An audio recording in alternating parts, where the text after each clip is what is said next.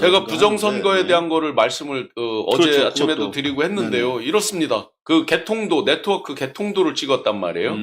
그런데 그게 인터넷에 물리기만 하면 그냥 바로 해킹이 된다는 거예요. 개통도를 알면 원격에서. 더구나 그날 들어갔던 사람들이 5인 1조로 해서 20명, 4개 팀이 이제 들어갔단 말이죠. 뭐 특사경. 장면 예, 말씀하시는 그렇죠. 거죠? 요 이제 상단에 보신 불이 깜빡깜빡 요거. 들어오면서 맞아요. 그 개통도를 찍으면 다 할 수 있다. 그래서 제가 더 의심하는 게 있어요.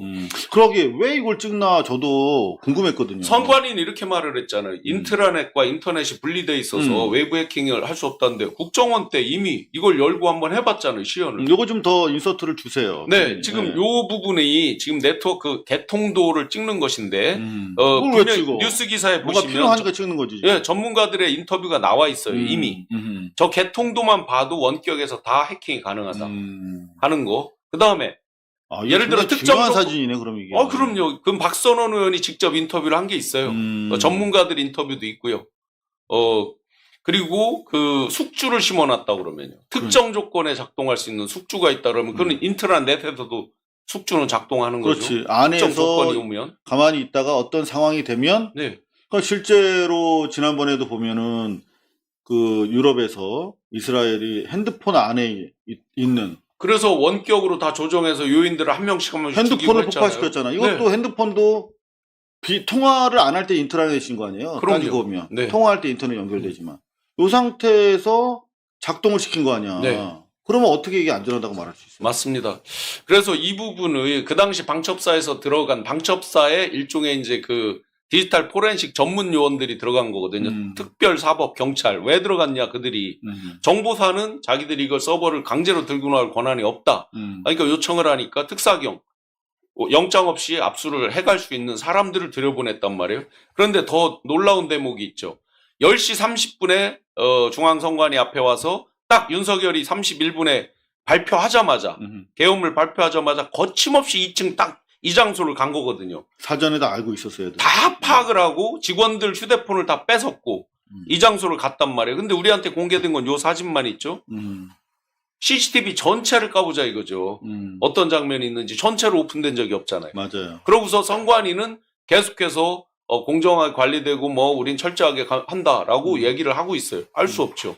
왜? 제가 공개한 5쪽짜리 문건에 보면 굉장히 자세히 써 있잖아요. 서버를 확보해야 된다, 로그인 기록 확보해야 된다는 말이 자세히 써 있잖아요. 그러면 부정선거는 부정선거를 주장했던 사람들이 가장 그 방법을 많이 알고 있는 거죠. 그럼. 지금 민주진영에서는 부정선거를 주장한 바도 없고 네. 하다 보니까 그에 대한 깊은 연구가 잘 없어요. 없어요. 네, 잘 몰라요.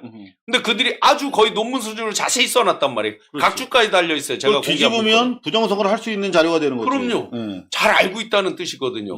그게 무려 2021년 12월 29일자 작성됐던 문서예요. 그 제가 공개한 문건이. 놀랬잖아요. 네네. 이거 선관위를 왜 갔지? 했는데 이미 3년 전에 문건에 다 나와 있는 거예요. 선관위를 가야만 하는 필연성에 대해서.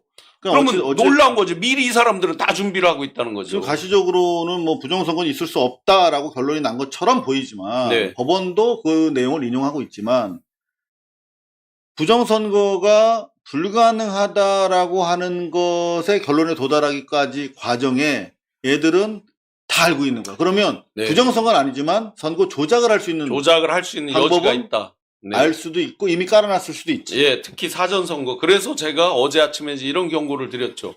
여론조사가 계속해서 10% 이상 벗어나 있다 그러면 조작을 해서 뭘 한다 그랬을 때 사람들이 이걸 믿을 리도 없잖아요. 그렇지. 워낙 크게 차이가 벌어졌는데 없지 1, 2등이 이렇게 벌어졌는데 어떻게 이걸 부정을 개입해? 자, 그러면 원튼 원치 않든 한덕수와의 그 서로 티키타카처럼 되면서 한 4일, 5일 동안에 이들이 일종의 이제 어그로는 확실히 끌었단 말이에요.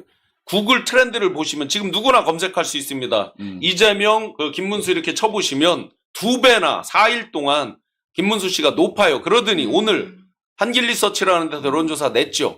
지금 11% 가까이로 붙어 올라왔죠. 제가 어제 아침에 분명히 여론조사가 붙어 나오는, 이제 올라가는 추세가 나올 거다. 그런데 만약에 그 추세가 지속된다 그러면 이건 의심을 해야 된다. 그 빌드업이 되는 거거든요. 그렇죠. 추세를 붙여놓으면서 나중에 역전을 했다 이렇게 말을 할 수 있는 거죠. 주장을 할 수 있는 거죠. 그래서 이 추세 분명히 지금은 요 기간에 잠시 올라갔다가 떨어지는 게 정상이에요. 왜냐면 어그로만 그렇지 본질적으로 나아진 건 아무것도 없기 때문에. 그런데 만약에 추세적으로 해서 계속 올려붙였다. 이러면 앞으로 여론조사를 공표할 수 있는 게 딱 2주밖에 안 남았습니다. 마지막 1주는 공표를 못 합니다. 그럼 이 2주 동안에 나오는 여론조사에 대해서 굉장히 우리가 잘 봐야 돼요. 지금은 어떤 중립적인 척하는 여론조사들이 나오지만요. 기억나시잖아요. 뭐 한국 무슨 뭐 이상한 그 여론조사 기관들 의뢰하는 기관 있잖아요. 네네. 이런 데들에서 나와도 사람들은 뭐만 봐요? 수치 결과만 보지. 그게 어느 회사, 뭐 명태균 씨 회사인지 갤럽인지 이런 건 별로 중요치 않아요. 일반인들. 그때 몇 다 퍼센트 넘어갔죠, 차이야? 네네. 이러고만 보거든요. 굉장히 주의 깊게 지금부터 봐야 된다. 자, 실제로 이재명 후보 50% 정도 나오면 많이 나오는 겁니다. 네네. 우리는 뭐 60%까지 나와야 된다고 믿지만, 근데 지금 그대로 봐도 50대 40이야. 네? 그렇죠. 50대 러프하게 보면. 근데 지금 이준석이 5.7 나왔어요. 6이라고 보면 마지막에 이준석이랑 어떤 장난칠지 모르잖아요. 그건 모르죠, 어차피 진짜로. 이준석은 네. 뭐 성상납부터 시작해서 검찰에 네. 다시 지금 재기 수사가 진행 중이란 말이에요. 언제라도 예. 캐비넷 안에는 넘쳐나. 그러면 50대 44 정도 되는 거예요. 오차범위 안으로까지 들어올 수 있어요. 이게 그렇죠. 절대 안심할 수 있는 상황이 아니에요. 지금 저들은 전쟁을 치르고 있고 저 고지만 점령하면 돼. 그러면 구비구비해서 어떤 작전을 어떻게 쓸지 모르고 저들은 죽자사자로 덤빌 겁니다.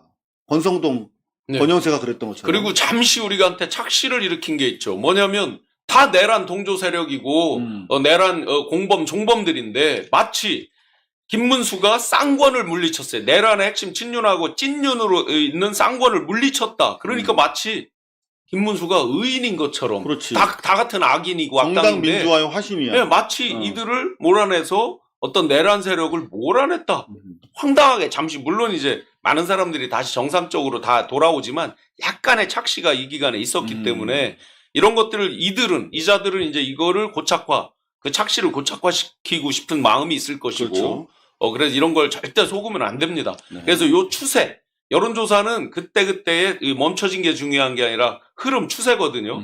그 추세를 이들이 어떻게 만들어가느냐 분명히 그걸 좁히면서 빌드업하는 작업이 있을 거예요. 네네. 그걸 굉장히 조심하면서 가야 됩니다. 자, 저희는 지금 여전히 내란이 진행되고 있는 상황이라고 보기 때문에 보수적으로 거기에 최악의 하나만 더 상황에 당부드리면 대해서 지금 대비를 하자는 말씀을 더 당부드리면 하고 법원 있습니다. 아직도 어제 김혜경 여사 또 그거 하잖아요. 150만 원을 네, 그러면 마찬가지로 이 기간에 역시나 그것도 선거에 영향을 미치는 거니까 연기할 수도 있었잖아요. 그러니까 네, 그냥 해버리잖아요. 그리고 10만 얼마 결제한 거를 지금 뭐 150만 원.